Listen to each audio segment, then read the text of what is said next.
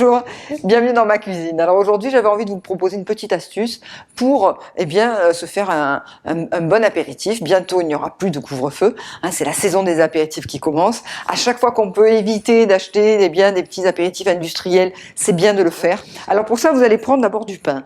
Alors je prends cette occasion pour vous parler de ce pain que j'achète chez Couleurs Paysannes, qui est un pain paysan, comme on dit, parce qu'en fait, le boulanger est lui-même cultivateur de son blé ancien, de ce petit épeautre, et ça fait vraiment un pain exceptionnel. Donc essayez d'en trouver, évitez le maximum que vous pouvez les pains blancs industriels et raffinés. Voilà, donc une fois que vous avez cette moitié de baguette, on va en faire à peu près une douzaine de tartines, vous prenez des œufs, un ou deux peut-être, des filets d'anchois à l'huile, des herbes fraîches que vous avez, là j'ai un petit peu de ciboulette et de persil dans le jardin, et puis du poivre et une bonne huile d'olive, c'est tout, c'est parti.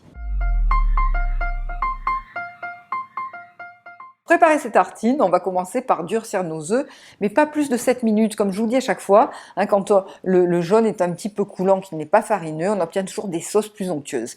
Donc ensuite, le but c'est d'obtenir une tartinade un peu épaisse. Donc vous voyez, là je coupe en petits morceaux les œufs, donc n'hésitez pas à bien poivrer, et n'hésitez pas aussi à mettre minimum 4 cuillères à soupe d'huile d'olive, parce que c'est l'huile d'olive qui va lier les œufs aux anchois.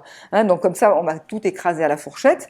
Donc là, j'ai coupé le plus petit possible mes filets d'anchois. Et puisque j'ai les ciseaux en main, je vais ciseler, là encore, je vous le dis à chaque fois, le plus petit possible la ciboulette. Vous faites pareil avec le persil. Et tout ça pour obtenir donc une pâte avec des gros morceaux. Ça va donner une belle consistance à notre tartine. Justement pour mes tartines, donc je vais trancher ma belle baguette semi-complète que j'achète donc chez Couleurs Paysannes, qui est en plus bio.